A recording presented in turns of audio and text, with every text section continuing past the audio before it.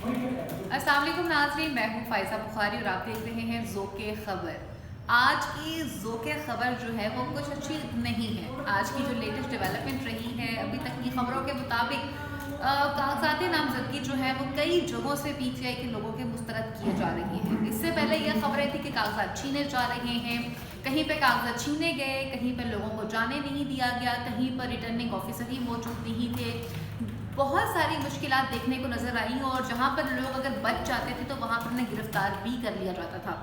लेकिन अब तक की जो लेटेस्ट डेवलपमेंट रही है वो यही रही है कि बिलखुसूस पंजाब में ये देखने को नज़र आया कि वो लोग जिन्होंने अपने अपने कागजात जमा करवाए थे उनके तजवीज़ कुनंदा और तायद कुनंदा को घरों में जाके हरासा किया जा रहा है और कई जगहों के ऊपर तो गिरफ्तार भी किया जा रहा है, जैसा कि शाह महमूद कुरैशी साहब के केस में भी हुआ है।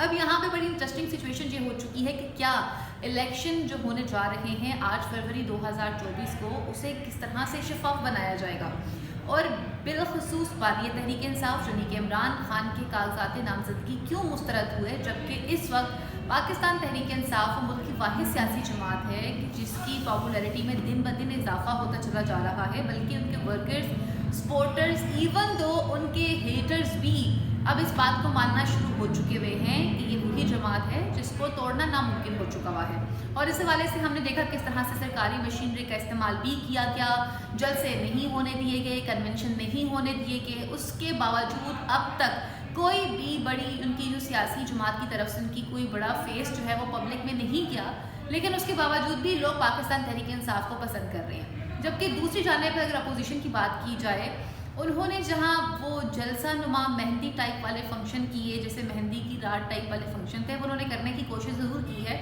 लेकिन उस सारे सिनेरियो में वो नाकाम रहे। पीपल्स पार्टी की हिम्मत को दाद देनी पड़ेगी। उन्होंने वर्कर्स और सपोर्टर्स और जलसे में आए हुए लोगों को इतना फोकस नहीं किया। उन्होंने कहा कोई बात नहीं है, चेयर्स लगाते हैं, वो भरे ना भरे, लेकिन हम स्पीकर भी लगाएंगे, बिरयानी भी पकवाएंगे और अपना मंशूर भी देकर चले जाएंगे। उन्होंने वही किया। जबकि पाकिस्तान मुस्लिम लीग नून इस वक्त खाइफ नज़र आ रही है कि लोगों का सामना कैसे किया जाएगा, क्योंकि लोग तो 16 माह की कारकर्दगी को नहीं भूले और माजी की भी कारकर्दगी को नहीं भूले। इवन तो अब जो तहरीक इंसाफ के साथ हो रहा है, लोग इसे भी बर्दाश्त नहीं करेंगे। अब आते हैं बानी तहरीक इंसाफ यानी कि इमरान खान के फ्यूचर के हवाले से। अब सोशल मीडिया पे तरह तरह की डिबेट चल रही है कि क्या इमरान खान जो है वो इलेक्शन का हिस्सा बन पाएंगे, नहीं बन पाएंगे, और आखिर कागजात नामजदगी जो है उनको क्यों मुस्तरद किया गया है। लाहौर से भी उनके कागजात नामजदगी मुस्तरद कर दिए गए हैं और मियाँ वाली से भी मुस्तरद कर दिए गए हैं। लाहौर से मुस्तरद करने की जो सबसे बड़ी वजह थी, उसमें जो एतराज़ात लगाए गए थे उसमें ये था कि जो तजवीज़ कुनंदा और तायद कुनंदा हैं उनका ताल्लुक NI 122 से नहीं है, क्योंकि ये कागजात NI 122 से जमा हुए थे। और दूसरी सबसे बड़ी रीज़न, इस वक्त जो इमरान खान हैं वो तोशा खाना केस में नाअहल हैं। अभी तक इसका कोई फैसला नहीं आया। जब तक वो नाअहल रहेंगे तब तक वो इलेक्शन का हिस्सा नहीं बन सकते हैं। ये एक कानूनी टर्म, एक कानूनी प्रोसीजर है जिसको फॉलो करना पड़ेगा। इसमें ना तो अपोजिशन का कोई रोल है और ना ही इसमें बाकी किसी सियासी जमात का कोई रोल है। अब ये तमाम तर चीज़ें जो हैं वह मुअज़्ज़ज़ अदालत के सामने हैं। अब ये अदलिया ने फैसला करना है कि उस तोशा खाना केस में कितनी सदाकत है, क्या उसमें नाअहली बरकरार रहेगी, नहीं रहेगी। दिन भी बहुत कम है, आगे चैलेंज भी बहुत बड़ा है। और पाकिस्तान तहरीक इंसाफ के लिए खुद पाकिस्तान तहरीक इंसाफ के जो मौजूदा चेयरमैन हैं बैरिस्टर गौहर, वो भी ये बात कह चुके हुए हैं कि हमारे लिए ये टाइम अच्छा साबित नहीं हो रहा।